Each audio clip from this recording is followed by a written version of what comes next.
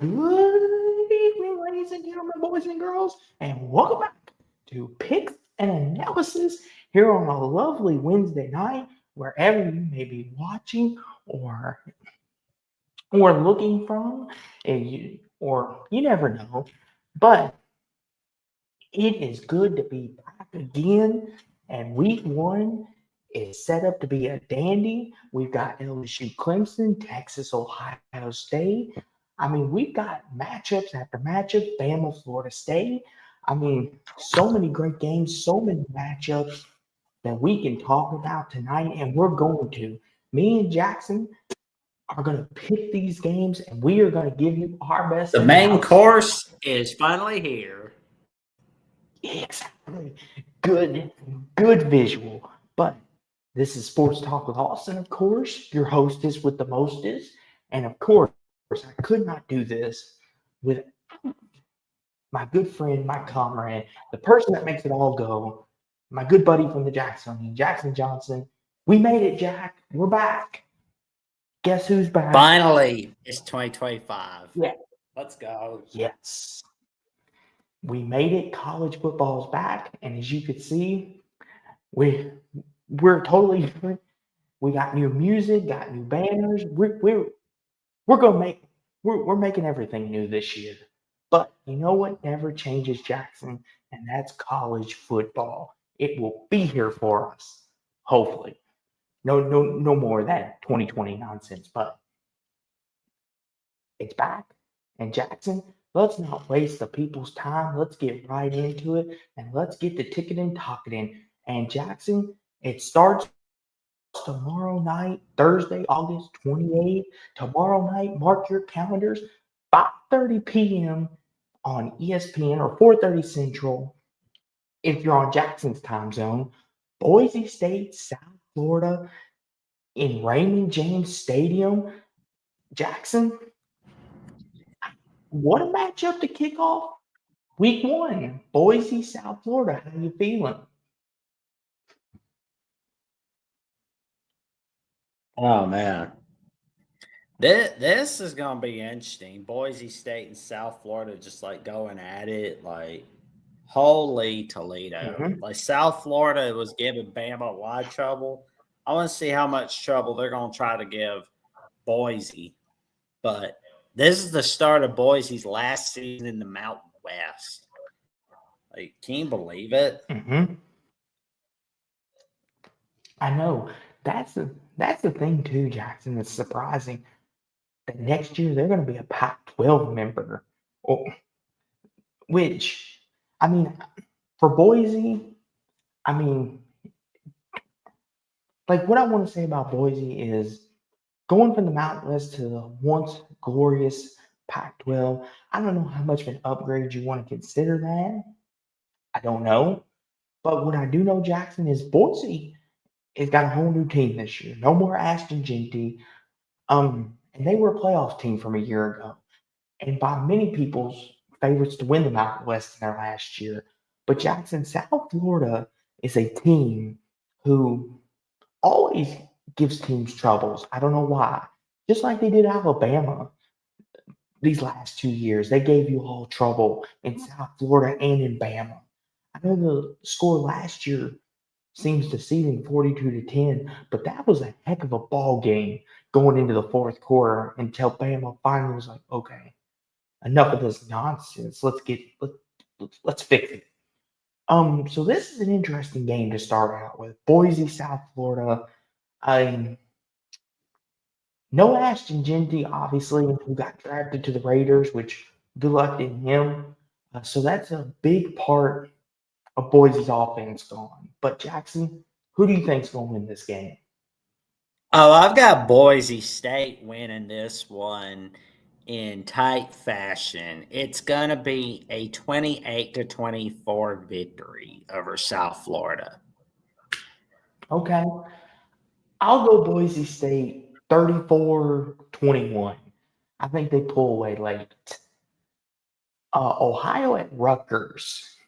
And the reason why there's significance to this is a MAC team always last 4 out of the last 5 years, Jackson. A MAC team has upset a Big Ten team. Is Rutgers on upset alert Oh. tomorrow? Ooh. That's going What to do be you think? scary right there for Rutgers. I think Rutgers pulls away late. I really Okay. do. I So think you got it's going to be 28 to 24 in Piscataway, New ooh. Jersey. Yeah, it's I'm like gonna, the ghost of Tony Soprano is going to bail him out in the fourth quarter. I'll I'll say I think Ohio's a good team, but I don't know where exactly they stand within the MAC. And a lot of people like Rutgers this year. Give me Rutgers 31-20. I think it's a game for about 3 quarters, and then Rutgers flexes their muscles. Lafayette, Bowling Green. Ooh. How about this one, Jackson? East Carolina, NC State. Does Dave Doring and the Wolfpack Oh get back on my track this God, year? a rematch from a bowl game last season. How nice. What do you think, Jack? Does NC State get back on track this year, or does East Carolina pull an early season upset? Oof. That's a good one. But because like we got like Blake Harrell at East Carolina, he's their new head coach, and after he took over as interim coach, they kind of got things rolling. And Dave Doreen, he's just been mid at North Carolina State, and they've put Mhm. up with him longer than Tom O'Brien. They were under the impression he was going to win an ACC title, but they're not. They're not even close. I don't think they're going to hit Mhm. contender status. But can they get through Mm-mm. East Carolina? In my opinion, yes, they can get revenge. But also, the spread's a little too high. I mean, 14.5. It's like the Yeah. odd makers didn't even watch Military Bowl last year. I swear. Well, that's the thing too, Jackson. Looking at that spread, 14 and a half. And I know NC State's returning a couple key players on offense, but they lost KC Concepcion to Texas A&M, who was their big money making receiver last year. Um, their quarterback room that fluctuated a lot last year too. And East Carolina Jackson seemed to have some momentum coming off a very good season for their standards. 14 and a half is a little too much. I think NC State at home is a better team and should win this game. But 14, give me NC State 27-20. I think they win it late. I think North Carolina What do you State's think? going to win this one 28-17. Okay. I, Jacksonville State, UCF. And this is another one of them. Oh, Could Jack? nobody's watching that game. Well, we will. Me and you will. Because I'm we're not. sickos, you I'm know. not what. I ain't that Come big a on, Jackson. sicko. I mean, I don't want Scott Frost gonna suck at Central Florida, man. I hope I'm wrong, but he's just gonna be a disaster over there. I'm just gonna say Mhm. Central Florida wins this one 38-17. And 1-2, thank you for being here. 1-2, always appreciate you being here. 1-2 says UCF is absolutely in a must-win situation in Week 1. Last year was a huge disappointment with only 4 wins. They simply cannot lose this one, or somebody's getting fired. Listen, if they're losing to Jacksonville State, the heads are going to roll Friday morning. Well, it is the first game back of the Scott Frost era, but if Gus Malzahn was still there, then yeah. But that's the thing though, like Malzahn leaves last season to go be the Florida State offensive coordinator because he knew Mhm. his ass was on a hot seat. They did not bring him over to go 4-8. They were expecting conference titles and all that, which I was telling people you're going to be disappointed with Malzahn as your head coach at Central Florida. It's not going to be the good old days. You're not going to the good old days with George O'Leary or when Scott Frost got you unbeaten. It was not going to happen. I was proven right. Now, I hope for Central Florida's case, the second stint of the Scott Frost era works out for them. But as of right now, Central Florida is like the Miami of the Big 12. Kind of like how Texas Tech is the Texas A&M of the Big 12. Central Florida is the Miami of the Big 12. Why? Because Central Florida came into the Big 12 with high hopes of getting into the conference title, being that top Florida team, and how they're going to get in and win some big games. Well, they haven't done that so far, and I don't think you're going to see them in the Big 12 title game for the rest of this decade at all. You're not going to see them get close to it. Hmm. Here's the thing, Jackson. The reason why I bring this game up is because Jacksonville State has been known in history to scare some teams. And this is the first game of Scott Frost back. And the spread's 20.5. So even Vegas is telling you that UCF should win this thing comfortably. I'll go UCF 35-21. I think they win by 2 touchdowns. Don't be surprised if this is a good game for almost 4 quarters. Delaware State, Delaware, St. Francis, Monroe, Wyoming, Akron, Central Arkansas, Missouri, Elon, Oh, dude. Duke. Yeah. Missouri Central Arkansas is crap. Here we go, Jackson. 8 p.m. on FS1, Buffalo at Minnesota. Another MAC team playing the middle of the pack Let Big Ten team. let me guess. Minnesota beats the hell out of Buffalo 28-3. Oh gosh, the Falcons curse. Don't do that to them. Don't give them the Falcons curse. That's not always a curse. Like 28-3 is not always a curse. Like my God. It's like that's like saying I 24 mean, to like I don't believe it. Like I don't believe in that crap, man. Like you get a little too superstitious sometimes. hey Jackson. I mean, hey you. I'm just saying, don't jinx Minnesota. Minnesota's a 17.5 point favorite. Uh, I'll go All right, man. 38-17. I'll say 28-6. Still there? Hey, you keep your score the way it is, Jackson. I'm just saying, it's your prediction, not mine. No. Houston Well, against Caden Stephen has F. a curse Austin. for us. Oh He's gosh. got a curse Okay. for us.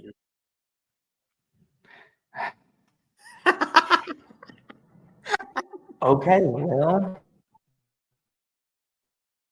Caden, This good is too luck with the funny. cursing, good buddy. Kids, if there's any kids watching, ignore that man. We cursing's not good. That's a no-no. Just ignore him. He's a little yoo-hoo up in the head. So ignore him. Oh, But he'd have gotten a laugh at where I here, went today. Let's put it that way. But yeah, here we Nebraska, go, Jackson. Cincinnati. That's a good one. 9 p.m. on ESPN, Nebraska, Cincinnati in Arrowhead. And Jackson, Nebraska's only a 6.5 point favorite. So even Vegas is thinking Cincinnati could pull off Oh, an Cincy's upset gonna get beat like tomorrow. a drum. Okay. Cincy, man. You Scott let me ask you something, Satterfield Jackson. sucked at Cincinnati. Jackson, you don't think Cincinnati could maybe steal this one? I mean, It doesn't matter if they win this game. They could win this game. Like if they win this game, it'll be like Virginia Tech after they beat North Carolina in 2021. They're the flavor of the week. You know, they're beloved. They're the Nets coming of Christ because they had a great week one victory. And then they choked the rest of the season. That's what would happen if you see Cincinnati beating Nebraska. People will make a humongous deal out of this game. Celebrate here's the it. thing. You're gonna have, you know, your 40-year-old actress crying tears of joy at this game, with the camera pan into her. But that's what's going to happen. But then Cincinnati chokes away the rest of the season because all their opponents are not Nebraska. That's what's going to happen if Cincinnati was to win this game. Because Satterfield's going to find a way to go 7-5 or 6-6, no matter, or go 5-7 again or worse. He's mid as a head coach. Cincinnati is never going to be a contender under him. But here's the thing, though, Jackson. Let me talk you off this ledge real fast. What if Cincinnati wins this game tomorrow and it propels them to a 9-win season? Thus, that's not going to happen. He's been mediocre his whole career. But here's the thing, though, Jackson. It can happen, though, because a big win like this can catapult a team like Cincinnati who needs it. That's what I'm saying. No, it won't. Like, people dismiss this. It won't. But what if Nebraska's not all Jackson, good buddy? Listen, I'm telling you, Cincinnati, if they win this game, they're going to win 8-9 games this year. I think it could be one of those. And what if Nebraska's not as good as we think they are either, Jackson? I'm just saying you got to be open to all suggestions here.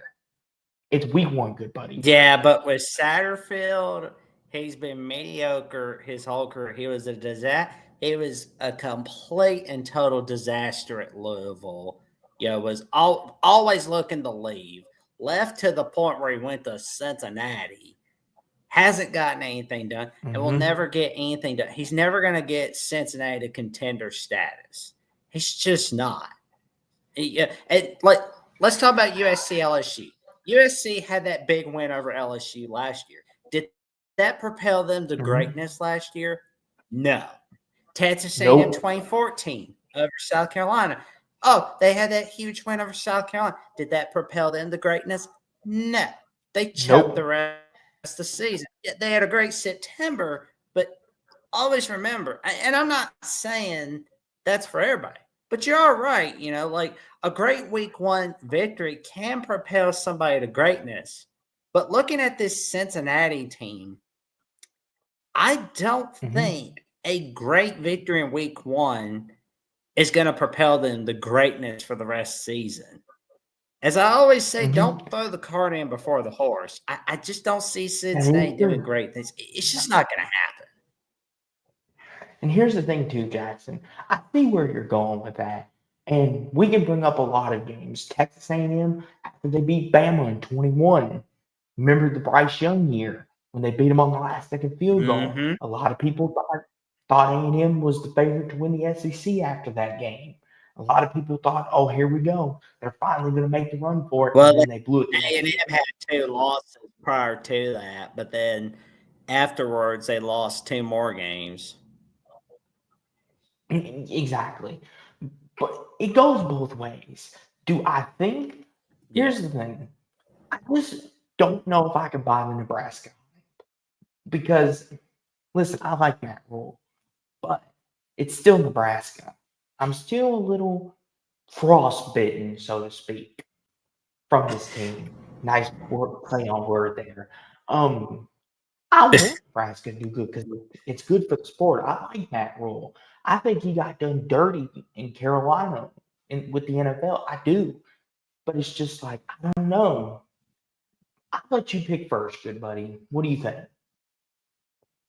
Look, I think this year Matt Rule is going to get things going for the Nebraska Cornhuskers because this is the 3rd year of the Matt Rule era. What have we seen from Matt Rule at Temple? Greatness at Temple in his 3rd year. He got him at a 10-win season, had him as a runner-up in the AAC title game, and then his 4th year, he had him winning the conference title. Baylor, 1 win. His 1st year. 2nd year, he had them at 7-6. 3rd year, he had them as runner-ups in the Big 12 title game. I'm not saying he's going to get Nebraska to a playoff or anything. I'm sure as hell not saying they're going to win the Big 10. But I'm telling you right now, you're going to see a big-ass jump from the Nebraska Cornhuskers. And that's going to be partly because of Matt Rule, but you're going to see Dylan Raiola and friends stomp a mud hole in that Cincinnati defense with that passing game. So you're picking Nebraska, I assume. 3 words. Yes, definitely. Absolutely. Nebraska 35 to 20, man. Okay. I'll say, you know what, Jackson? No. I gotta save my upset. I'll save my upset. I'll go Nebraska 28-16. Nebraska. Miami, Bullish Ohio, is Wisconsin. good. What 1-2? Bullish is good, right? Let me know in the chat because I think that's good. Like I've heard about like bull and bear markets, but Miami, it's Ohio, been a minute. Wisconsin, Jackson. Jackson, Wisconsin, Oh, a team that's got a lot of interesting things coming down the pipe for them. And then, and as 1-2 says, bullish means expect stock to rise. Yeah, Jackson is definitely bullish on Nebraska. He likes the Cornhuskers. yep, that's good. But to this game, though, Jackson, another MAC team playing a middle of the road Big Ten Wisconsin team. Oh yeah, Team Wisconsin. Jackson. Oh, go ahead. Oh yeah, it's gonna be a slow scoring You're first good. Go half. ahead. That's what's gonna happen on Wisconsin, Miami, Ohio. That's what's gonna happen. But then second half, there's gonna be a little more scoring. I've got Wisconsin winning this one in a 21-6 victory. I don't know why, but that's what it feels like it's gonna be. Here's the thing, Jackson. If Wisconsin's going to have the season that they want to have, they need to win this game. They need to avoid the MAC upset.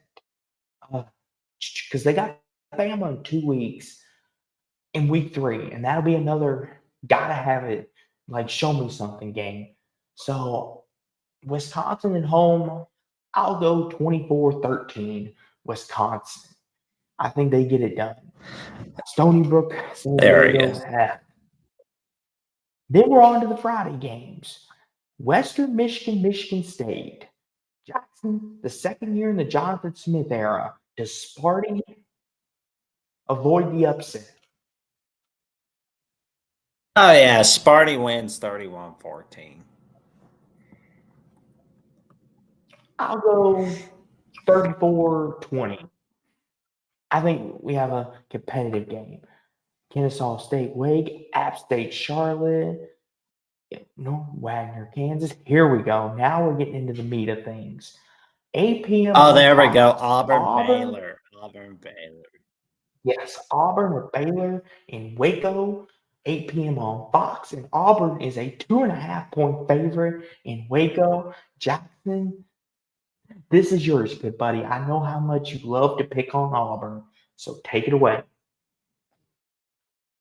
Oh yeah, they've been having their quarterback issues. What is going on over in Auburn Nation that they can't pit their QB? Like, my God, they have to be going, Jackson Arnold, right? Oh, they're not sure. Okay, but as for Baylor, oh, what's up? Well, and what I want as for Baylor, point out too real fast, Jack. Talk about Auburn being favored on the road. Talk about that for a second, because I find it very interesting. Why is Auburn favored? Why? Are they? Go ahead, buddy. My I think it's apologies. because the Bad fact man. they Just go got for it. more 5-star.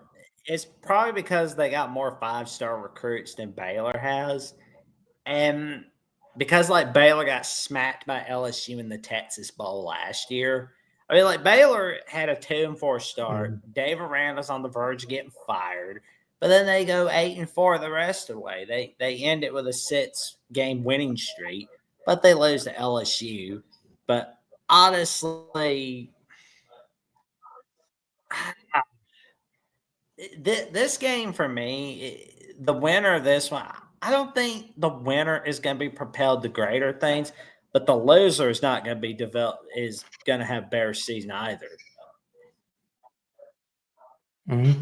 And small town Republican, who is here as well, thank you for being here. He said, I love Auburn, but they haven't developed a quarterback out of high school since Brandon Cox, 2005 to 2007. And that's kind of interesting too, Jackson, that they say that. Ugh. And that's a good point. Obviously Auburn talks about Bo Nix and talks about Cam Newton, all that, right? But they came from different schools. They weren't originally at Auburn to begin with. So for them, Jackson, why can't Auburn do that? That's my question. Why do they just need to think we'll go get someone out of the Nice. We portal got a and new magically sub, become him? Jen J. We appreciate you tuning in to the channels. We appreciate it. Woohoo! Everybody party! We got a new sub. Woo-doo-doo-doo. God. Anywho, but to this point though, Jackson, what do you think about that? Since you keep an eye on Auburn more than anybody since they're your rival. What do you think Oh, about that? honestly, I would like to see if Auburn can have a good season, but I'm just not having a whole lot of faith. But I'm not saying they're going to have a bad season either. They're just mid. They're mid. And, what's Here's the bad thing. about this game for Auburn, too, is they're not going to have their starting kicker. That's terrible. That is terrible. But I will say what's pretty cool about this one is we're going to be seeing RG3 call this game. He's going to be calling his old team, Baylor. Mm-hmm. Well, and what I want to say, too, is this a must-win for Auburn and Hugh Freeze? Because what if Hugh Freeze loses this game? Yes. It is a humongous must-win for Auburn and a humongous must-win for Baylor. Because, Baylor's got it tough after next week with SMU. So, and the rest of September is looking a little rough. Well, that's the thing, too, Jackson. Makes this game interesting.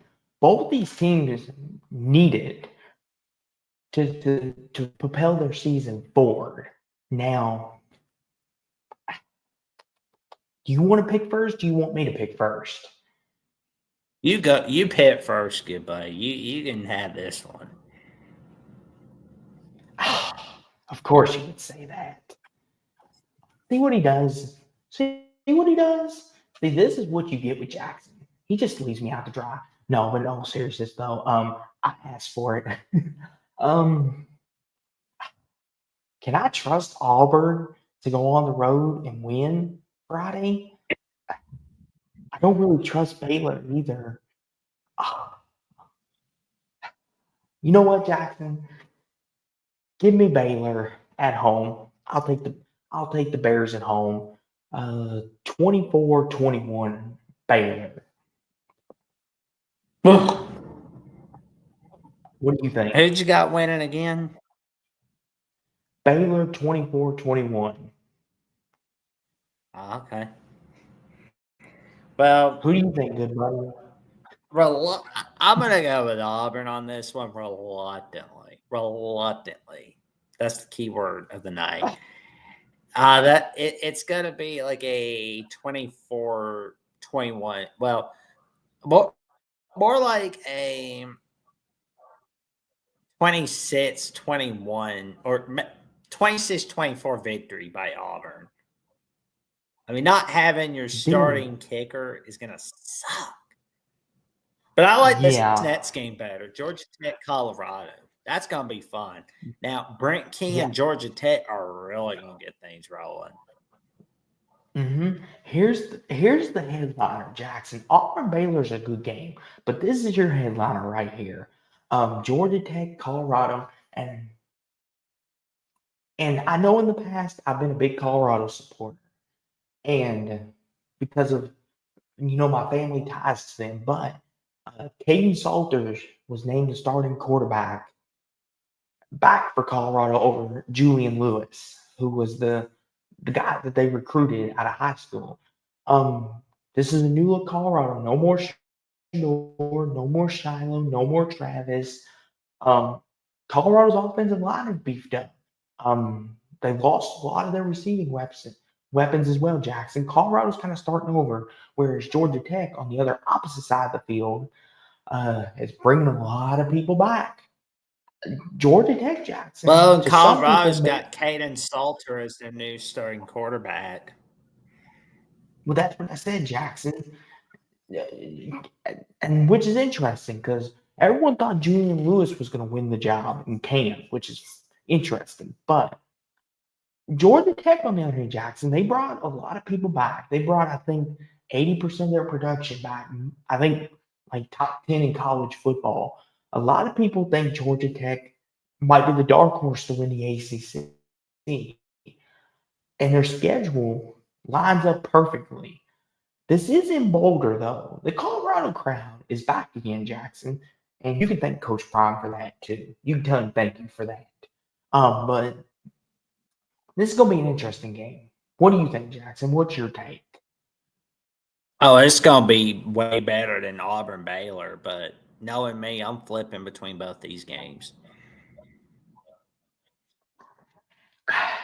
What do you think about Colorado, Jackson? Is this a must win for them? Yes. But I think they don't necessarily need to win this one to have a great season. I think Colorado would be fine because it's like they're going to be all right because the schedule's a little bit easier for them. I mean, here's the thing, Jackson. Georgia Tech and Colorado, their schedules aren't bad, like you mentioned, but if Georgia Tech loses this, Jackson, I don't think it would be catastrophic for them either, other than I guess the Colorado hype would start again, but I'll let you pick first, Jackson, since you made me pick first on the other one. Georgia Tech, Colorado, Yeah, who's winning Friday I'm going to night? go with Georgia Tech in a 28-21 victory over Colorado.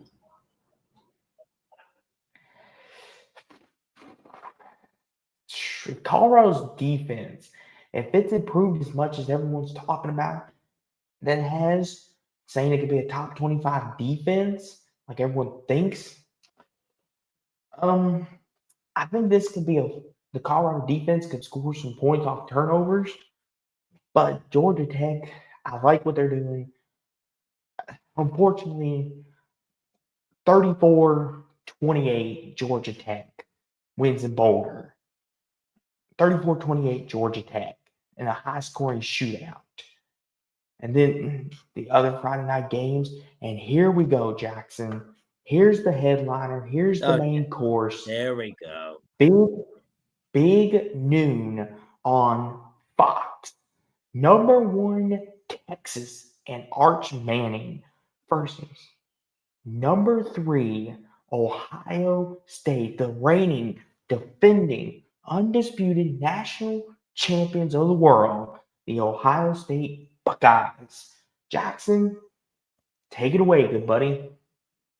Oh man, I cannot wait to see Arch Manning and Julian Sayin go against one another in this rematch from the Cotton Bowl. Like when I saw this game was going to be a home and home, and I saw like last year in the playoffs.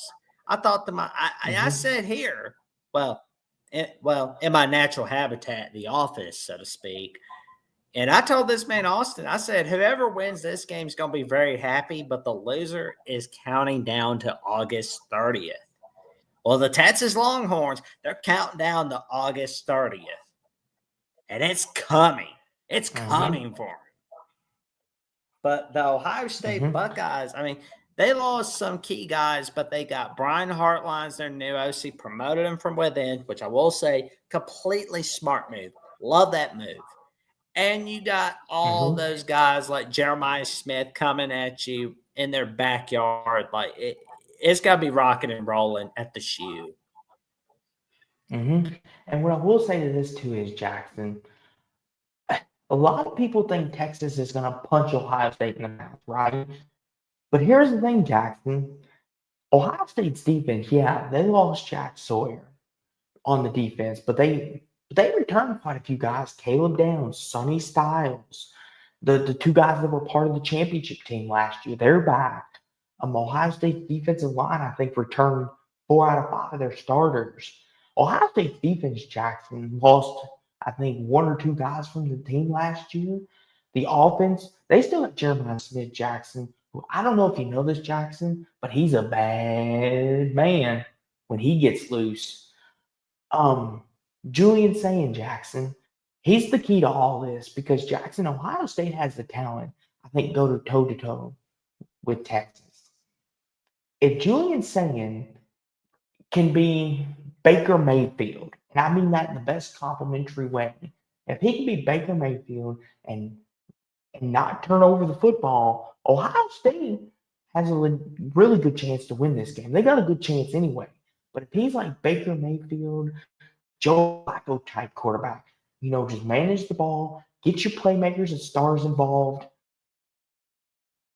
and do what's right, Ohio State can win this game. And this is at home, Jackson. That's the thing. This is interesting because Texas has got a lot of hype.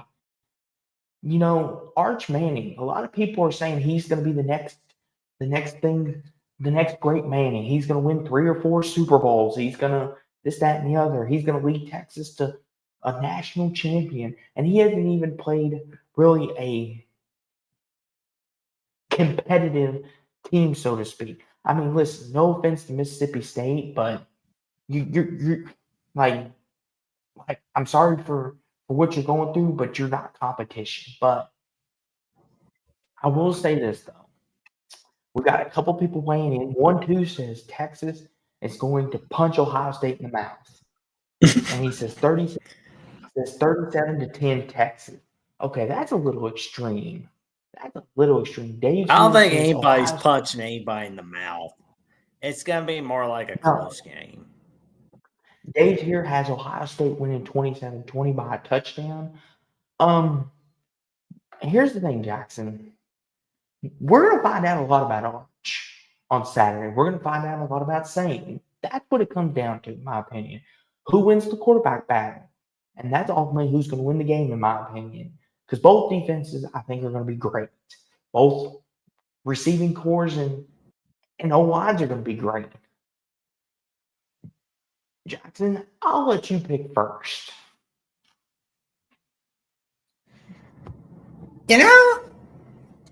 I think the Buckeyes are going to win this one in a 31-24 victory at the shoe on Fox. Jackson, I'm right there with you. Ohio State 23-21. Ohio State 23-21. And Julian Sayin has a game-winning drive to win it at the end on a field goal. Leads them down the field. They kick the field goal with no time left, and they go off the field. 23-21 Buckeyes. Noon on ABC, Jackson. So talk about a course on ABC. Syracuse and Tennessee. Tennessee, the 13.5-point favorite. But Jackson, don't sleep on Fran Brown. Is Syracuse football a thing now?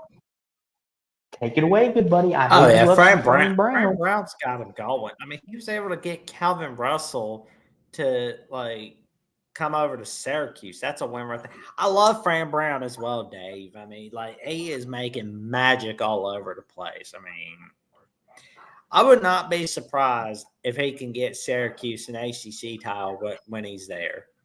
I hope Syracuse wins, but that's just not going to happen. But on the bright side, there is one nice thing I can say about Tennessee. Josh Heupel has that Bobby Hill riz. And when I was watching the King of the Hill revival the other day, I thought to myself, "Oh my God, that's Josh Heupel in an animated version." Oh my gosh. I will say this though, Jackson. Nico being gone, how much of an impact does this play on this game? Because now it's a new offense, new scheme, new everything for Josh Heupel. What do you think, Jackson? How do you think Tennessee will fare Ooh. in game one with Joey Oh Aguilar man. at quarterback Well, they got against Aguilar, and Syracuse? they dealt with that crap hole with that whole Nico Lamaliva situation. But the fact that Heupel was like, "No man is bigger than the team," and the fact that he let everybody know that, and that no parent, for that matter, of the players are bigger than the team. But which I'm looking at you, Nico Lamaliva's dad. Looking at you. But I think, regardless how Tennessee's doing this season, I think Heupel and the Volunteers are going to be more than okay. They're going to be all right. I mean, they were able to end that losing streak against Alabama in 2022. I think they've got real good things coming their way. I'll be pulling for Syracuse on Saturday, no doubt. But unfortunately, I've got the Volunteers winning this one 35-20.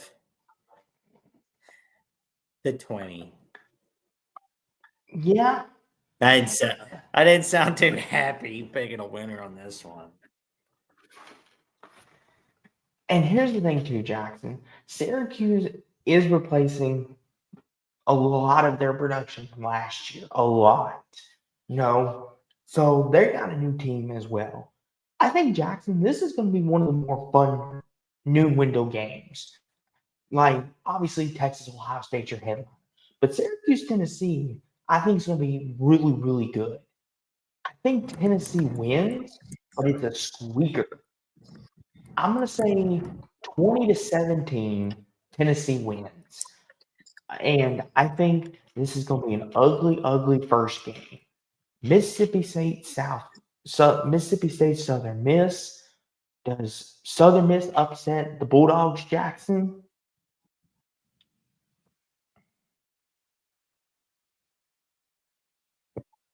Well, when Jackson gets Southern back Miss, in just a Mississippi. second, Oh, I'm here. go for it. Yeah, Southern Miss, Mississippi State. Nothing personal against them. I'm Mhm. not watching that game. I'll be watching Ohio State, Texas, but I will happily check on it every now and again. Florida Atlantic, Maryland, Ball State, Purdue. Here Oh, we go, God, no. Jackson. I'm not watching that crap.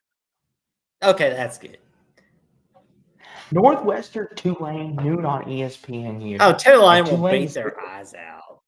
They'll beat their eyes out. So, what's your prediction? Give me a score prediction. Tulane's going to win this one 31 to, well, yeah, 31-17. And 1-2's asking who's the starting quarterback at Retzlaff. Tulane? Yep, Red Slash. I'll go 24-17 Tulane and a squeaker. Duquesne, Pitt, Merrimack, Kent State. Oh, God. Toledo, Kentucky. Pitt, Jackson. Duquesne, yeah. We got to talk about this because a lot of people think this could be a week one upset. Toledo at Kentucky. Jackson, does Jason Candle pull off an upset over the Cats, or does Mark Stoops find a way to win at home? I think it's going to be an overtime victory by Kentucky. Okay. Score prediction.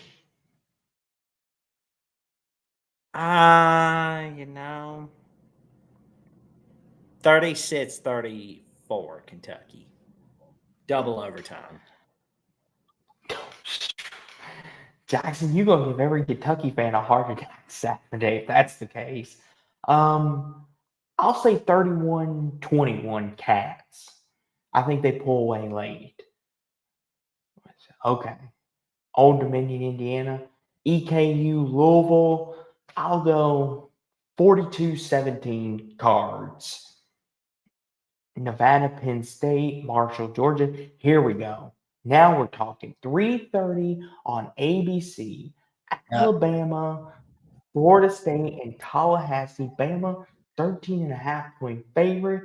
Jackson, this is your team, so I'll leave it to you. Oh yeah, But my eyes are gonna be on that one, man. but before I hand the keys to the kingdom, good buddy, will Florida State silence the doubters on Saturday and pull off Not an no, upset? but hell no. Hell no. No, but in all Okay. seriousness though, I'm gonna be a little more civilized, of course. Um, yeah, so like Alabama is made remarkable improvements in the passing game and the receiving core. You're gonna be seeing a lot of Ryan Mm-hmm. Williams, Jeremy Bernard, Isaiah Horton. Horton heard the Tide calling for him from Miami. He's like, oh, I don't want to hear about the 90s anymore. I don't want to hear about the 80s. So I want to hear about the nowadays from Tuscaloosa. And he is. And we got the X Factor, Brody Dalton. The offensive line, it's going to make a living nightmare for that Florida State defensive line. We don't have Jam Miller, unfortunately. But we've got some running backs. We've got a team, man. We've got a team of bats waiting for us. We're going to be rolling, and it's going to be a nightmare for that Florida State defense. My God. We're going to have Richard Young, Daniel Hill, Dre Washington at the backfield. It's going to be nightmare for Florida State. Now, Thomas Mm-hmm. Castellanos at Florida State, all he has to do is have a really good day in the passing game, and that could really help. Agreed. Yeah, they can't do any worse than 2-10. I mean, it's like they sure shouldn't be like bragging about like beating Cal because like bragging about beating Cal is like Jamie Lee Curtis with duck lips. That's just something you shouldn't have. Those are images you should not have to see in real life. What in the world? Jackson, I wish I knew how to respond to that, but I will say this. I am interested to see, though, Jackson. That's probably because you Florida didn't see State, that Freak Your Friday movie today, but that's okay. I won't judge you for that. Lord have mercy. I will say, though, Jackson, Florida State has been portaling, as we know. Um, Here's the thing. I know a lot of people rag on them, but here's the thing, Jackson. If I'm Mike Norvell, if I'm Mike Norvell, I am looking at my team and I am taking this personally that people are disrespecting me, that saying I have no chance, that we suck, we don't belong here. I would take that personally because Florida State is a prideful football program, Jackson. They went to two national title games in 2013 and 2014. Well, the college football playoffs, the initial edition of the Rose Bowl for the lost to Oregon. We are a prideful program. We won the ACC. We are a prideful program, and we're tired of being disrespected. Listen, Jackson. Here's the thing. Let me ask you this, Jackson. Is this a must-win for Kalen DeBoer? Because if they lose Florida State, what's the Yes. conversation going to be like Sunday morning in Oh Tuscaloosa? God, like forget Sunday morning. The chats on each of the Alabama YouTube channels, like Jesus, it's gonna be nuts. It's I gonna mean, feel like here's the seeing a thing, though. dumpster fire. Here's the thing, Jackson. It's in Tallahassee, Florida State, and 1-2 says if Alabama loses, my oh my, yeah, Alabama needs. They need to look in the mirror and go soul searching. But I will say this, Jackson. It is in Tallahassee, and week one, weird things happen. I'm not saying Florida State's going to win, but don't be surprised if for three, maybe even the whole game, this is one of the Bama eaters. Ty Simpson, I'm not completely sold on him yet. And I'm not the only one in that boat either, Jackson. How do you feel about Todd Simpson? Do you think he can run this offense efficiently? I think he's going to do a great job. But if he doesn't, we've got Keelan Russell waiting it out. Jackson, since you're the Bama man, you pick first. On Tuesday, I said Alabama's going to win 35-17. I'll tell it to everybody again. Okay. Alabama is going to win 35-17 against the Florida State Seminoles in Tallahassee, Florida on ABC Sports. Give me Alabama. Give me Alabama 20-19. I think Bama wins it on a last-second field goal. Give me Bama 20-19. Oh man, you have no faith. You have no faith, man. I'm sorry, Jackson. I need to see more because listen, this is not Nick Saban, Alabama. I think Florida State might shock you guys and might give you all a game. Jackson. All they've done is cry about how they're going to leave the ACC. See, here's the thing to our audience. This is what I love about me and Jackson is we do this every year. And here's the thing. I can't wait for Saturday now because if Florida State wins or almost wins, I'm going to look Jackson in the eye Saturday night and say, what did I tell you? Like, it's going to happen, good buddy. Florida State's going to play you all tough. 2019 Bama. If it does, you're definitely welcome to come in on the Alabama Voice of College Football chat to give out the told you so. No, good buddy. I'll save it for here. I like to savor my victories, but nonetheless, South Dakota, Iowa State. I'm not picking that game. What the heck, kid? I mean, Jackson, South Dakota is a good FCS team. Like, will Iowa State have a hangover? I'm not I don't know the way Matt Campbell talks about it. Fine. You see, Jackson's mean. He's mean to me. I just wanted to talk about this. You're mean, Jackson. You know what, Jackson? What's there to talk about? They'll beat the hell out of South Dakota. Like, they'll beat the hell Jackson, out of watch this be like 38-17. Jackson's like, here, shut up. 1-2 says, Iowa State's only a 15-point favorite against South Dakota. Vegas doesn't have a lot of confidence in them. I know, right? Jackson over here is just like, no. Just no. Fine. Here we go. 4 p.m. on the Big Ten Network. Montana State, Oregon. And here's the thing, Jackson. I'm calling my shot. Better. I'm calling my shot here and now, Jackson. Montana State upsets Oregon in Eugene. Oh, Jesus. What are you going to do if they don't? Because that's not going to happen. Hey, Jackson, I got to get the juicy headline out there, okay?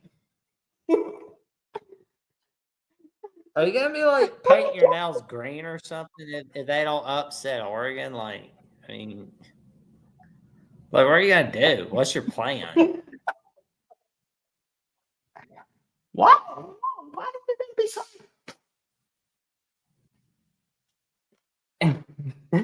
No, but in all seriousness, though. Well, you gotta do something. This should be a it's fun. like, are you gonna be eating like 10 burgers in one day or so, or are you gonna be like shaving your head? Like, what's gonna happen? Like, if it doesn't happen, please don't tell me you're gonna eat dog poop off a red Solo cup like that weird dude. If this doesn't happen. Jackson, I'm messing with you. Like, and number one, I would not do that. Why are you trying to get in? Why are you trying to get me involved in things I don't need a part of? See, listen. See, Jackson's a troublemaker. See, I was just trying to say a friendly upset to be funny, kind of half serious, but Jackson over here trying to make me eat dog poop. You see how good of a friend he is to me? Nah, I But won't. Nah, I wouldn't do. I wouldn't do that to you, buddy. but no, seriously, no. I think this is gonna be a good game. I do. Um, I think honestly, Oregon's gonna win.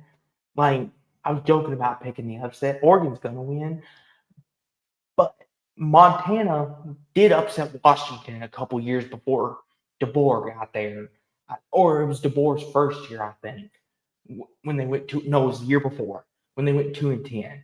So Montana State could win this game. They could. Wouldn't surprise me. They're a powerhouse in the FCS. So, and Oregon struggled with Idaho State last year, people. So don't be surprised. Um, and they got a new quarterback, and they're dealing with a lot of injuries. But I'll go Oregon 27-17. What about you, Jack? Oh man, I'm gonna go with Oregon 49-17. Let's move on to the next game. Let's You, scroll. Jackson, what disrespect to the mighty Bobcat. Wow. Jackson's a Bobcat abuser, people. Well, Montana State's head coach is gonna get things rolling. Oh, Iowa's You gonna Albany, only Iowa. score 24 points. They'll score Here we 24 go, points. Jack. They'll be a 24-7. How's this game fit your fancy? Oh Coastal my God, Carolina, Virginia. Virginia 12-point favorites. Oh my! Are we in the Twilight Zone? Like, I don't think so. as they say, truth is stranger than fiction. What do you think, Jackson? Does Virginia and Tony Elliott, Tony Elliott to a lot of people needs to have a good 7-5, 8-4 year at Virginia to He maybe better. potentially. Do they avoid the Coastal Carolina upset? It's at home. No. Coastal Carolina will win 28-24. Oh, Jackson got a spicy upset. There's Jackson's week one upset. Well, it ain't that Um, spicy. I'll go Virginia 29-23. I think Virginia wins in a thriller. North Dakota, UTSA, Texas A&M should whip them, right, Jack? Yeah, I'm not picking A&M. Yeah, A&M will Okay, beat the hell out of the Roadrunners. Move on.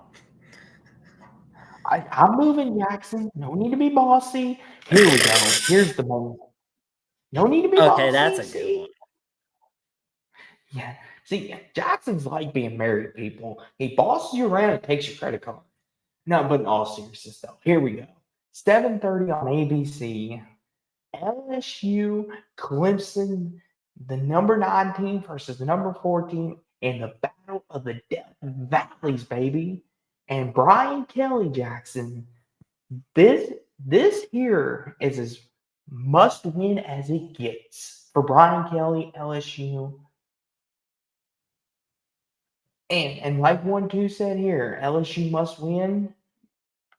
Win? Yes, it is 1-2. This game here for LSU is as close as it gets because if they do not win this game, it will be their fourth straight opener that they have Yeah. lost. Fourth, because they lost to LSU, UCLA in 21, they lost to Florida State in 22 and 23, and they lost to USC last year. It would be their fifth straight. Well, Excuse me, yeah. baby. Because Yeah, they the actually, it would COVID be year. yeah. Oh yeah, it would be the fourth straight season opener loss under Brian Kelly, but it would be the sixth straight season opener loss for LSU. because like 2020 they lose to Mississippi State on CBS. 2021 they lose to UCLA. 2022 they piss it away against Florida State. They get smacked off the face of the earth by Florida State. 2023. Last year they blow it against USC. And if they lose this one, it's their sixth straight opening season loss. Last time they won a season opener was that magical season of 2019, 2 months before the start of Disney Plus. Yes. Here's the thing, Jackson. You want to talk about must wins. For LSU, this is as big as it gets. Because here's the thing, Jackson. Being in the SEC, you don't win this game, it doesn't get any easier.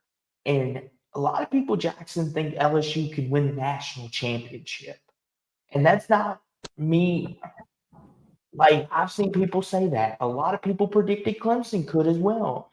Jackson, this is probably the second best game of the entire weekend. Maybe even the best, depending on who you talk to. This is a big game, especially, I will say this as well. Well, Cade Klubnik, is he everything everyone says he is? Some people predict him to be the Heisman winner. Some have said he's going to go number 1 in the draft. And here's the thing. Number 1 in the draft. Let's wait and see on that. I'm with you, Jackson, but there are people out there that's putting that out there. I'm with you. I'm like, let's calm down on number 1. Heisman, okay, let's talk about it. But as for this game, though, and Jackson, this is as close to a week 1 playoff game as we're going to get. This here is must-see TV, appointment viewing television. This is it here, Jackson. This is what you want in week 1. This is it. Take it away, buddy. What's your thoughts on this game? Oh, man. Well, I want to see what Garrett Nussmeier can bring in this battle, but I think he's going to get smacked by that Clemson defense, honestly. But, we are going to see some Nick Anderson. We're going to be seeing some Barlon Brown. We're going to be seeing things get rolling all over the place. And, we're going to be seeing Tom Allen as the new defensive coordinator for Clemson. And that's going to be huge in and of itself. I mean, that's a win. Getting Mr. Allen from Penn State to Clemson, that's going to be a win right there. That will be the 6th straight season opening loss for LSU if they lose to Clemson. But, like Cade Klubnik getting things rolling in the passing game, I think the red zone's going to look really good for the Tigers. Well, the Clemson Tigers. It's going to be interesting to see what happens. I'm ready for a good night. It's going to be a great one for the Clemson Tigers. LSU Tigers, best of luck to you. That's just me. I'm not liking where things are going for LSU. The Brian Kelly era is feeling more like it's feeling more like a Jimbo Fisher era to me, but without the losing season. You had to go there. You had to do that. Couldn't see. He's always taking shots. Like, can't ever compliment Brian Kelly. That's Jackson. I mean, when are you gonna? Well, my compliment is he's great. My compliment to Brian Kelly is he's great at regular season big games, but he can't win in the postseason. He's not going to. He's never going to get a natty. You're never going to see it happen. You're going to be disappointed if you're hoping for a natty. And Steven, who, thank you for being here as well, Steven. Always appreciate it. He says LSU 31-27 over Clemson. And Trojan Fight says LSU's about to lose. What is it? A 5th straight opener? Yes. Here's the Oh thing. man, that Clemson defensive line, it is gonna make life miserable for Nussmeier. It's gonna be miserable. Here's the thing. With this game, I feel like LSU's defense, Jackson, they've got so much depth. And I really feel like LSU's defense could be the catalyst for a great season. It's the it's the O line for LSU. I think that's what's going to hold them back. If they can fix that, LSU's got a lot of pieces to do great things, in my opinion.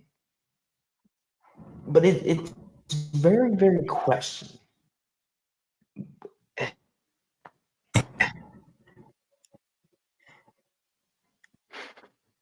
I mean, he's not wrong. Marcus Freeman is greater than Brian Kelly. He can lead Notre Dame to big games in the postseason. Brian Kelly can't. Brian Kelly's completely incompetent.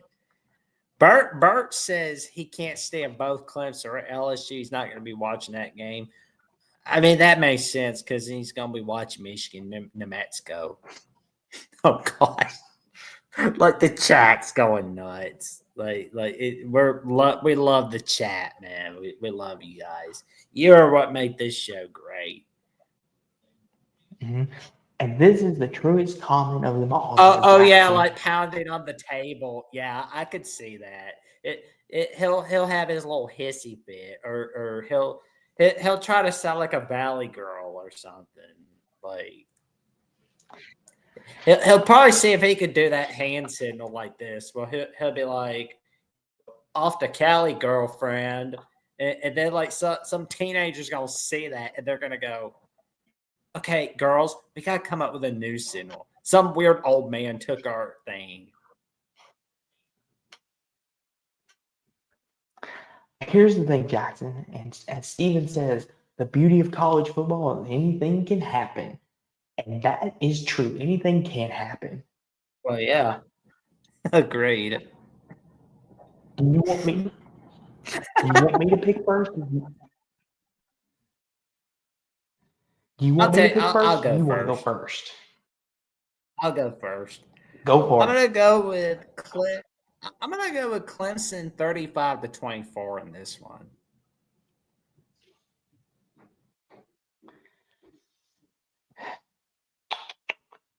You know what? I may regret this. LSU 34-31 in Clemson. Give me LSU by a field goal. I may Oh, regret you're gonna that. regret it. Yeah, you are. You're gonna regret it. I, I got LSU winning a shootout. New Mexico, LSU. Michigan on 7 LSU, 7:30 p.m. on Michigan will win NBC. 41-10 over New Mexico. Well, here's the significance. Bryce Underwood is the starter. How do you think he'll do his first game? He'll get some kinks worked out, but he's going to smack New Mexico off the face of the earth.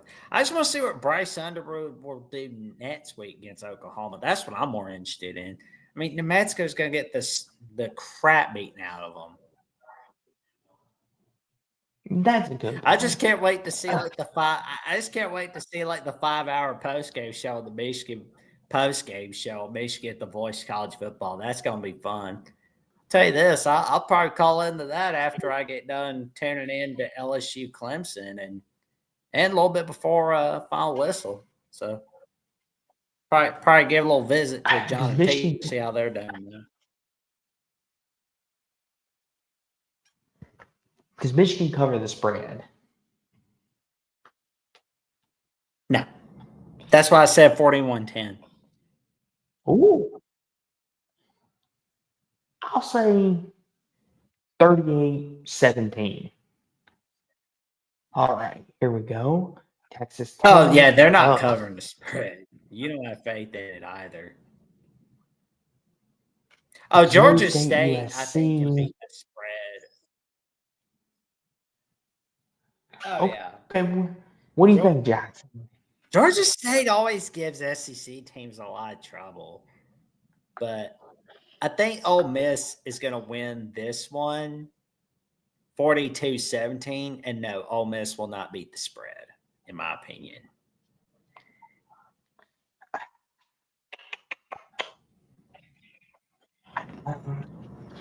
I get what you're saying that Georgia State does give teams rough times. I'll say Ole Miss 30-10. And going oh Old my Piss. gosh. Lord have mercy. Okay. Portland State, BYU. Ugh. Oh gosh. If I Rice, even pit that game. Louisiana. These are some Utah, fun UCLA. games. Let's get that. Oh, Cal, Oregon Here we State's go. good. 10:30 p.m. on ESPN. Cal and Oregon State. We got a Beaver in the house, so let's talk about it, Jackson. Oregon State is a 1.5 point favorite. What do you think? It should be a little higher because I don't even think Cal's got an offense.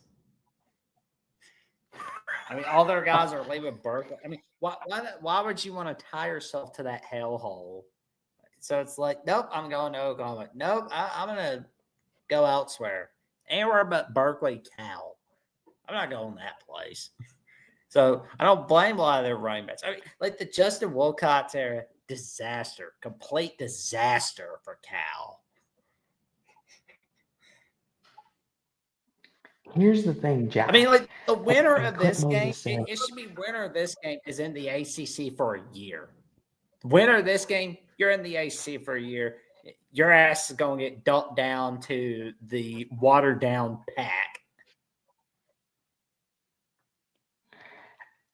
Jackson, what are you the WWE general manager? Saying the winner of this gets I'm just amped go up to the ACC. Tonight. I'm just amped up tonight because I'm just so excited.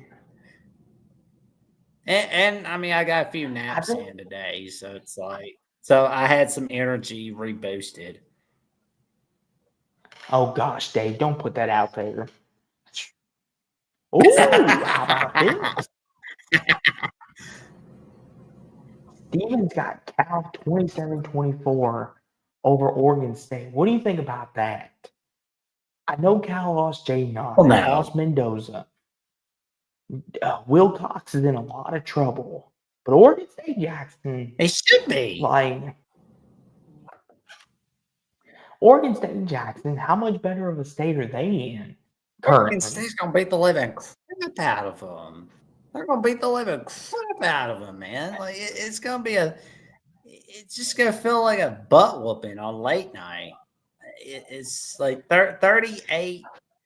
Well, no, not 38. It'll be like a 31-17 victory. I'll go Oregon State too. 28-20. Jackson, does Hawaii cover the spread against Arizona? Yeah, but Arizona wins. It's going to be Arizona winning 31-21. Okay, here we go, Jackson. Man. Appreciate the shout out. Dave's here. Everyone subscribe yet. Give it a shot. Get Jackson. I appreciate it. Dave's here.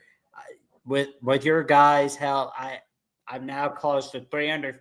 I'm 315 subs away from the magic number 1,000 on Jackson Johnson 979 on my personal channel. I will change that YouTube handle during the season. That I can promise you. But Austin, our good buddy here, is at 75 subs. Let's get him closer to 500 subs. Let's get him over to 1,000 subs. He is working his butt off, especially on pits analysis and on the final whistle. I mean, God knows how many times he's working behind the scenes and on air and off air. Like, let's get him closer to 100 subs. Let's get him over to 1,000, man.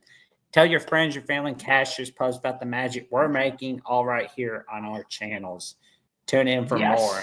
And thank you again for the shout out, Dave. Yes. And here's the thing, too. too. I appreciate that. Shout out as well, Jackson. You're the one that makes this go good, buddy. I'm just here for the ride. But if you like what we're doing here, like Jackson said, make sure to like, comment, subscribe. We're going to be here all year. This is the thing about this show is this is not just a one time play the greatest hits and we're out. We're going to be here until a champion is crowned again.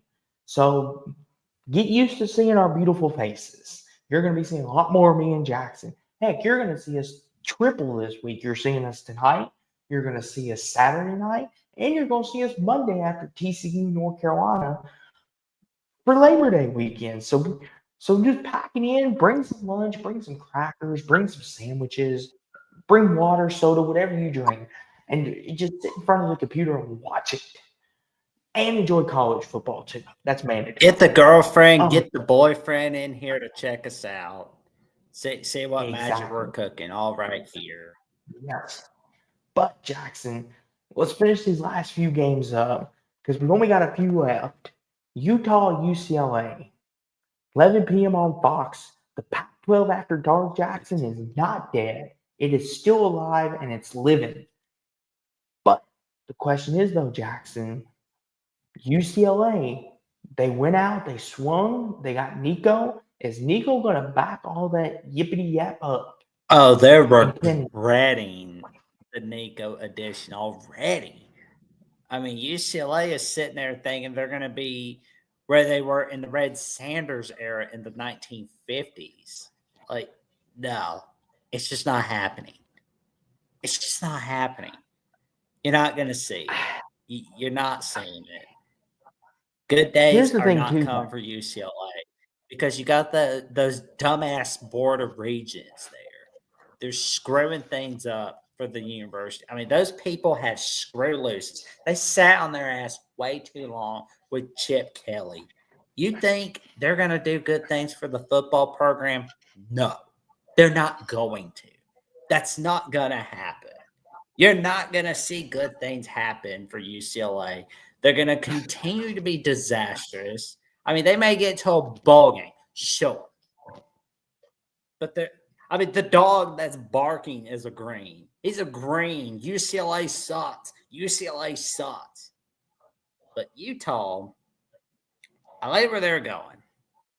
I mean, they were a disaster last year. Complete and total disaster. Part of that was because the fact Cam Rising was getting hurt all over the place. And Cam Rising got hurt a lot. That was unfortunate. Mm-hmm. But knowing how Kyle Whittingham rolls, he's going to get his boys rocking and rolling in Salt Lake City. I'm not saying they're going to go from worst to first like Arizona State did last season. I'm just saying Utah is one of those good candidates that can do just that. And this could be the last season of the Kyle Whittingham era.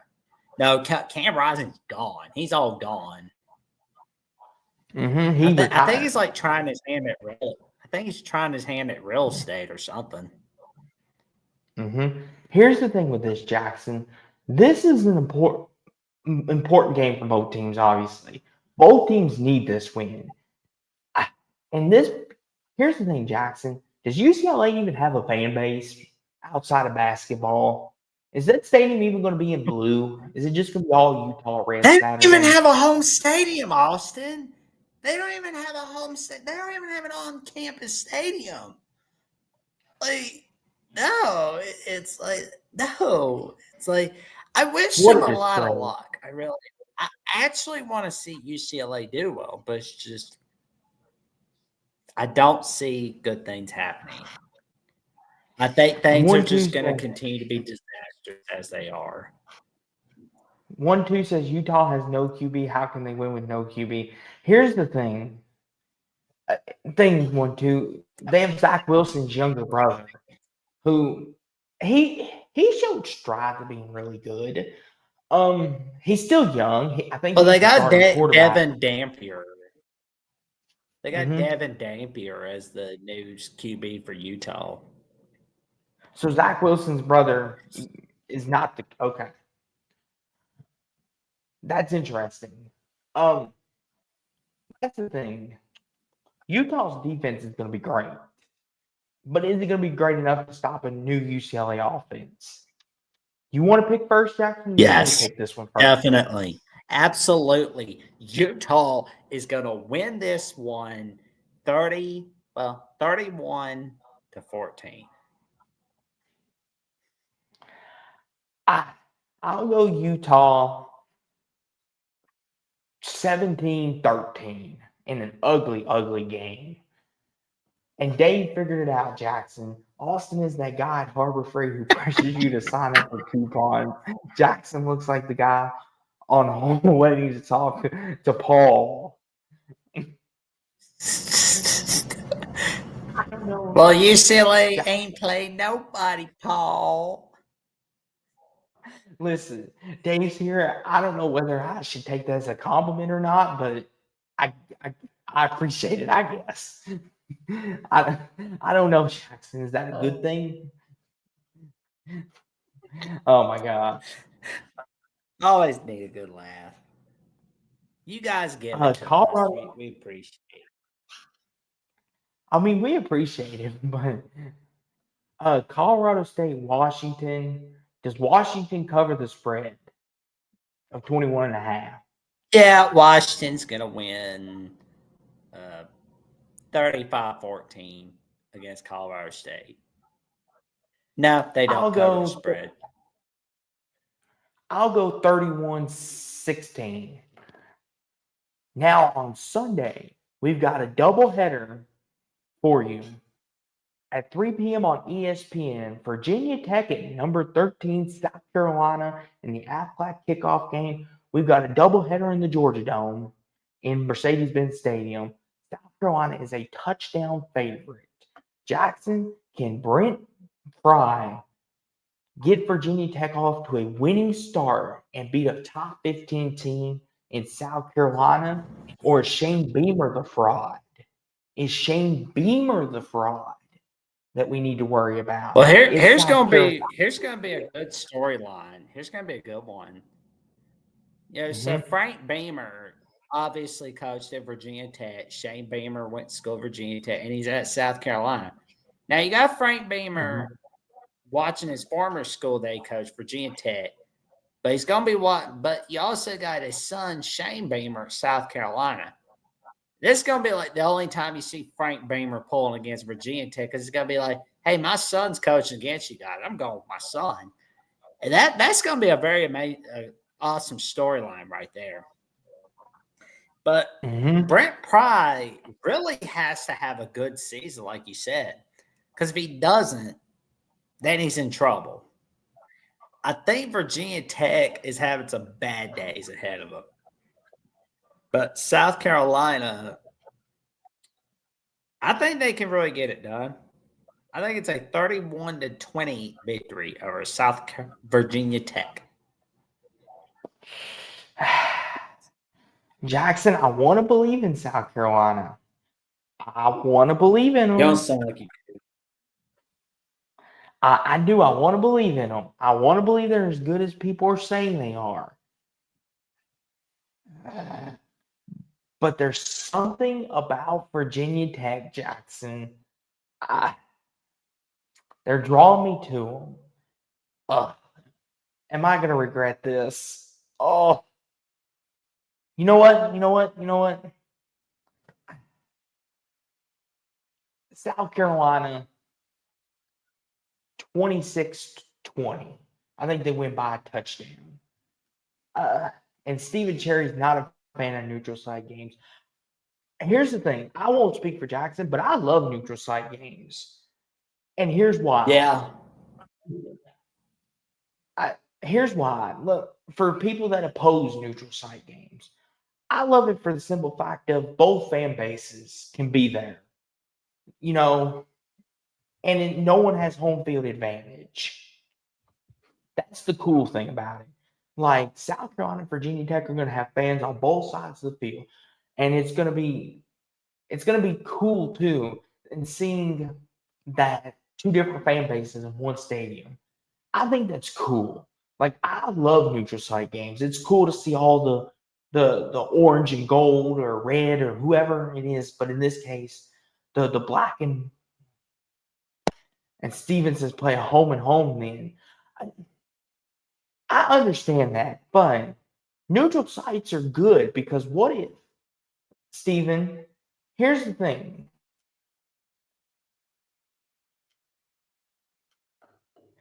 I I get why people may, I won't go too long on this rabbit hole where Jackson cusses me out here.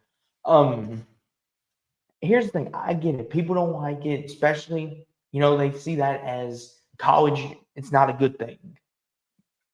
But here's the thing, though. You also make new fans that way as well. Because what if they play a neutral site in Lucas Oil Stadium? You've got all the fans that would have come, like Indiana Louisville. We played at Lucas Oil Stadium, and there was a lot of Indiana red, but there's also a lot of Louisville red there, and it's closer for both teams. I mean, so both fan bases got to enjoy the day and go out to the ballpark. And that's a baseball term. Go to the stadium and enjoy their teams playing. I like it.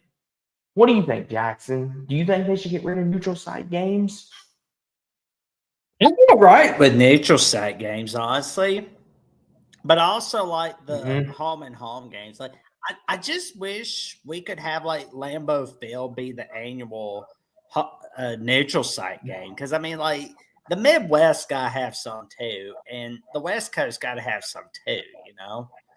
But Here, I do love the home and home series at the same time. and Dave's here says that's what makes those games cool. World's largest cocktail party. Yes, please. Yeah, that's a neutral site game. That's cool. Like, here's the thing. I think there's a happy medium to this situation. I think there is. I understand what people are saying. It doesn't replace home environment that a South Carolina or Virginia Tech provides. I understand that. I'm not disagreeing with anybody on that.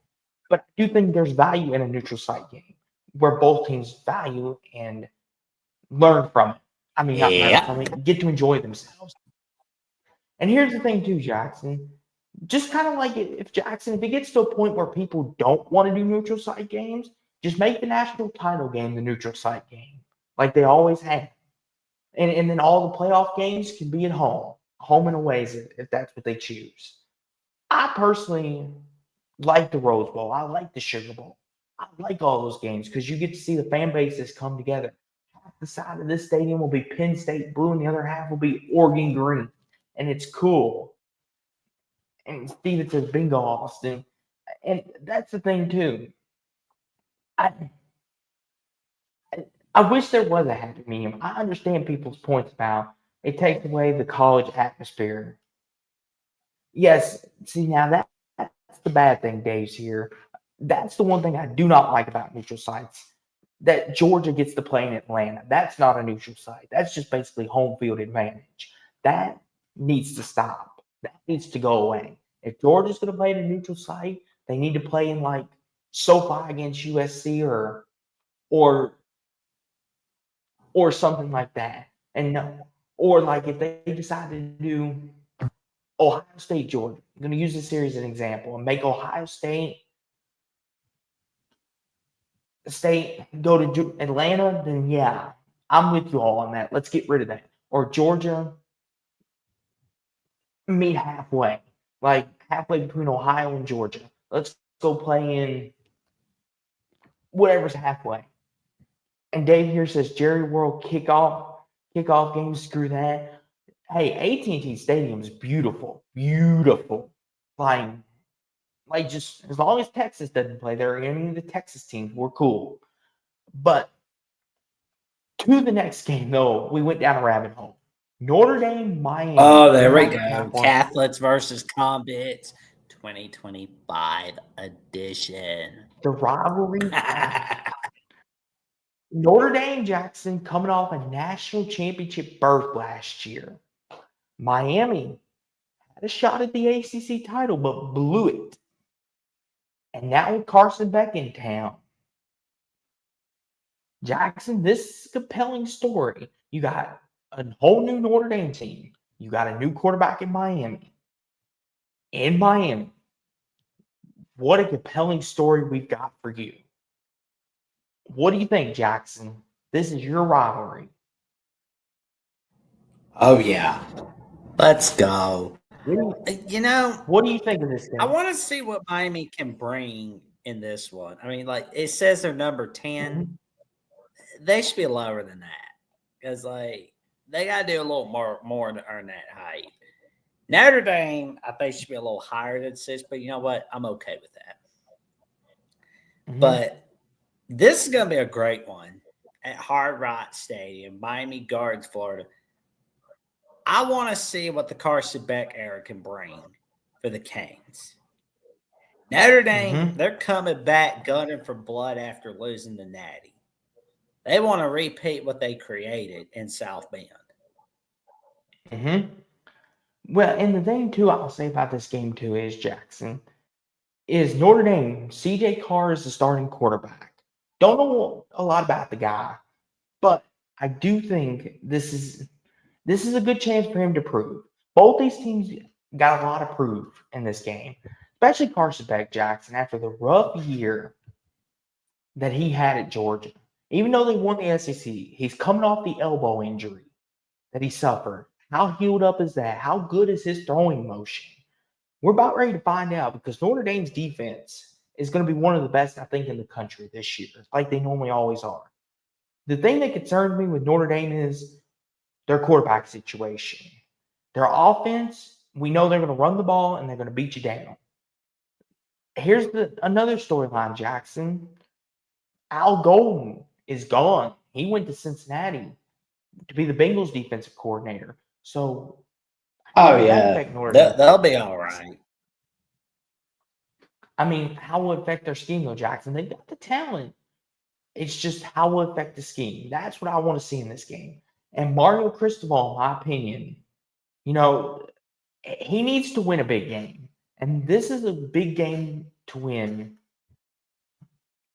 To win, in my opinion. If he can win this at home, Miami will be set up for great success. And it will hush a lot of his naysayers to start. Yeah, And until they blow it against like a Stanford or a Virginia Tech, like that's just typical Mario Cristobal right there.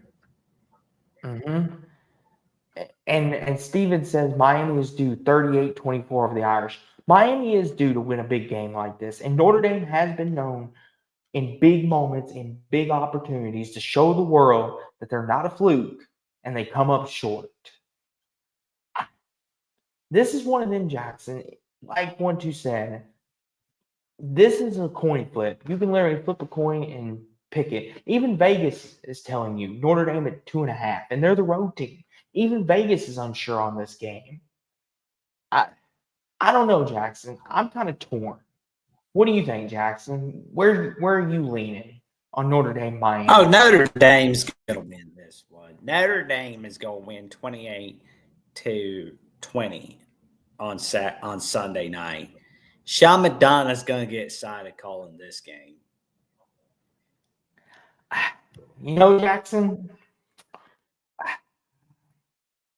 give me Miami. Give me the U. Miami at home. I I know they. I just don't know.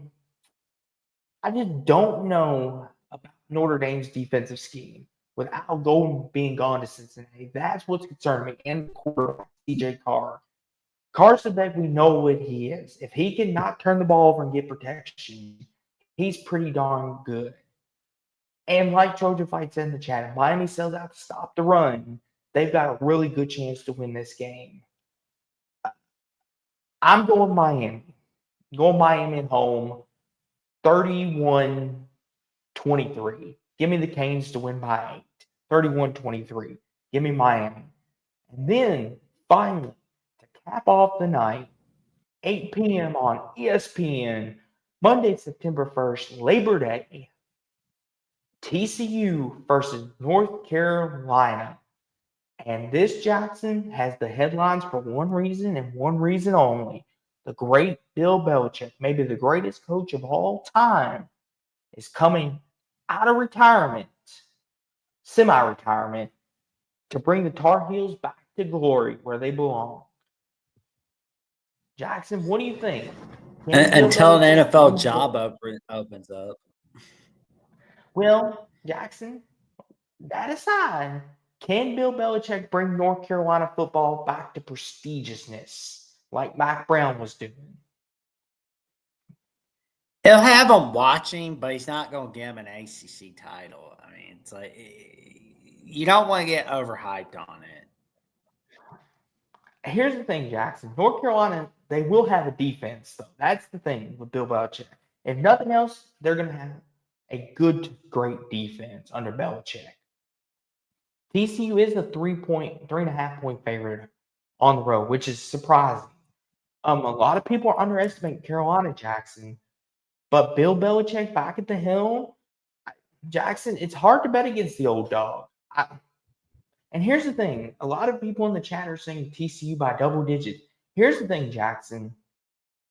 As much as we want to criticize Bill Belichick, you can't argue. He's got 6 of them on his finger. Or excuse me, 5. 5, excuse me. No, yeah, it's 6, my bad. He's time. got 6 rings, technically. He's got 6 rings. Dave Winston was North Carolina England. Well, here's the thing, Jackson. He's got 6 Super Bowl rings. That's important to count. But that's all from the Tom Brady era. That's all from the Tom Brady era. He only got like 1 playoff game as a head coach without Tom Brady. And that was when like Drew Bledsoe was starting the 2002 AFC title game. You didn't see him get a win at the Cleveland Browns. You didn't see Bill Belichick get a playoff win in 2000. They had a losing season that year. And from 2020 through 2023, they didn't get a playoff win under Belichick. Like, nothing against Belichick, but it's just all 6 Super Bowls are from Tom Brady. Like Brady was able to win a Super Bowl after Bill Belichick. He's not Phil Jackson. Listen, good grief. Here's the thing, though, Jackson. Here's the thing. I know we're talking about this, but real fast. How many of those Super Bowls was Bill Belichick's defense responsible for winning? And serious question. Because, like, I gave Brady all the credit, but let's not act like Belichick didn't have a hand in it, too. Yeah. I mean, he did, no doubt. But, you know, it's kind of like Mike and Sully without one another on Monsters, Inc. Yeah, they're kind of lost without one another. Like, it's just like, oh, you know, things are great for a little bit. Oh, it sucks without my buddy, you know. But he was able to win with Bill Parcells, but you know, I don't know. I just don't think I just don't want you to see it get overhyped up. You know, it's like, I mean, he was able to win Super Bowls with the Giants as defensive coordinator under Bill Parcells. But I mean, again, like Bill Parcells winning all over the place. I will say this, though, Jackson. The thing about this, though, is kind of bring it back in here, is TCU, Jackson. You know, North Carolina obviously is getting the headline. But TCU, Jackson, you have been a big component against Sonny Dykes. You've made no bones about it. You're not a Sonny Dykes believer. Is this a must-win game for him? Does Sonny Dykes need to prove want to believe in Sonny Dykes, but that would help if TCU can beat North Carolina. But if they can get to like the Big 12 title, he's really safe. If they don't finish in the top 5 of the Big 12, then it's going to get hot in Fort Worth. Nobody cares about 2022 anymore. Nobody cares about that run to the Natty. That was then. This is now. What has TCU done since? Not a whole lot. Not a whole lot. They were a disaster in 2023. They had a mid-year in 2024. And 2025, we don't know. If they have an 11-win season, then it's all good to go. It's all good to go. Yeah. But I mean, like Dites has been historically mediocre. He was mediocre at Cal, but I mean, Cal's mediocre, so I'll give him that. But when he was at Louisiana Tech, they had a 9-3 season. Amazing, right? Here's the thing: you didn't have Boise State. You didn't have Gene Jones in Hawaii. It's not like you were dealing with Fresno State. You were in a depleted conference in 2012, the last season of the WAC. And at SMU, before he left for TCU, my God, he was mediocre at SMU. Yeah, he had like 10-3 season at SMU, but that's it. That's it. He could get SMU in the ACC title game. Rhett Lashley got them contending in the AAC title game. Rhett Lashley's getting SMU to an ACC title game. Sonny Dites, it's not. He's not getting SMU contending or winning. Is he going to get TCU Big 12 title? I don't think so. I don't think he's going to get things. He's not Gary Patterson, and I'm not going to pretend he is. He's never going to be. Here's the thing, Jackson. This is an important game for both teams, for North Carolina and TCU. You know, we've talked about it a lot tonight about must-win, important games for this, that, and the other. Jackson, this is as much parity as we've seen in this sport in a long, long time. This feels like 2007 in a lot of ways. You don't know who's going to win it. You don't know who's going to be good, who's going to be bad. And that's what I love. But Jackson, TCU, North Carolina, do you want to pick first? Or do you want me to pick this game first? You want me to pick first? A winner, honestly. Yeah, you know what? I'll let you pick first on this one. Then I'll pick last. Give me North Carolina to win. They're at home. It's going to be sold out. I believe it's sold out. I think Bill Belichick, I think North Carolina and Bill Belichick, I think they're going to get a marquee win to start the year over TCU. Give me a 24-20 North Carolina victory.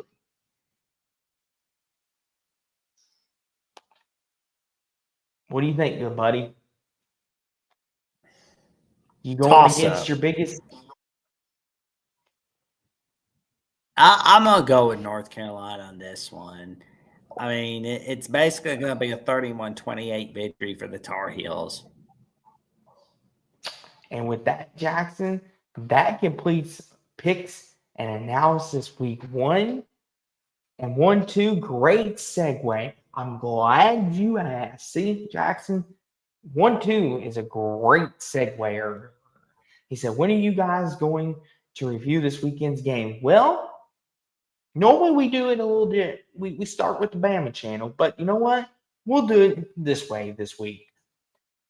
You can check us out. Both of us will be back for Final Whistle on Saturday night after LSU Clemson. We'll be back Saturday night to review the first half of the weekend games. And then we'll be back Monday night after TCU North Carolina to review the Sunday and Monday Labor Day weekend games. So you're going to see us twice, Saturday night, and you're going to see us Monday night. And then we'll be back to regularly scheduled programming of Wednesdays and Saturdays shows. And the occasional Sunday if something comes up. But we'll be here we will try to be here Saturday every week. You're going to see us throughout the week, and it's going to be glorious. It's going to be glorious. So get ready. Yes, Final Whistle on Saturday night. Mark your calendars. Yes, we will be here on Saturday night. We will try to be on time. We won't make any promises because Mr. Jackson over here, likes to sign autographs out in the parking lot. Mr. Show Off. Yeah, I'm on the Alabama Florida State post game show on the Alabama channel, and I'm going on with another guy. I'm going on with Adam. I forget his last name. It's not Lamper. It's a different Adam. Lemarize. I have to figure out how to pronounce his last name so I don't butcher it. But sometimes I look back, I watch past shows, and I butchered last names. I went, "Oh my god, I did that." Ugh. But no, I won't we're be gonna on throw with in. Adam Lamparello. I'm going to be on with a different Adam Darrell. So we're gonna throw it in reverse here real fast. This is where you can find Jackson. What do you got going on in your YouTube channel? We're gonna go in reverse this week. Oh yeah. Well, I've got some upcoming Jackson episodes coming up. You know, getting some planned out. Don't know who I'm having on, but I know you're all gonna love the guest I'll be bringing out. That I can promise you. And thank you again for helping me get close to 1,000 subs, 315 subs away. Get ready to rock and roll as this season just kicks off.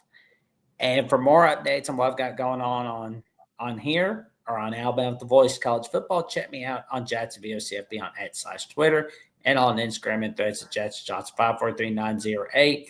And of course, on Alabama with the Voice College Football, Jeffrey and I will take your calls Thursday night, all right there on Alabama with Voice College Football.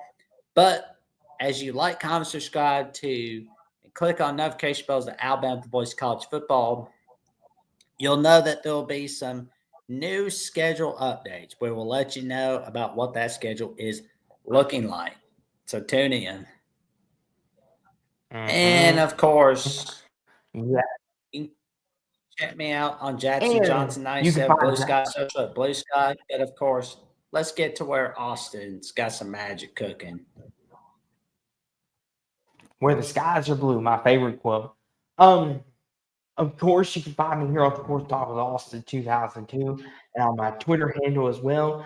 And be on the lookout. I know short notice, but be on the lookout. I'll be uploading shorts throughout the night and through tomorrow. I'll be uploading individual videos, Texas, Ohio State, Miami, Notre Dame. So if anybody missed any of those, make sure to subscribe to my channel, and I will put those videos out tomorrow and Friday before the games. And you'll be able to catch up on those as well. And also, whatever else I may have cooking, you never know. But, and also you find me on X too, where I tweet a lot about wrestling. So if you're a wrestling person, you'll love my Twitter page, or X, whatever you like to call it. But that's what I got going on, videos and shorts. And the shorts will be on both mine and Jackson's channel. The videos will just be on mine, so make sure you keep it locked for the videos on mine as well. But with that being said, like, comment, subscribe, click on the notification bells so you never miss another great video. And we thank you all for being here. And before we go, we've got new theme music to play us out. So, whoops, wrong button. But until then, everyone stay safe, not stay warm, stay cool. Stay cool. We'll see you Saturday night. College football is here. Go Cards, everybody. Roll Tide, everyone.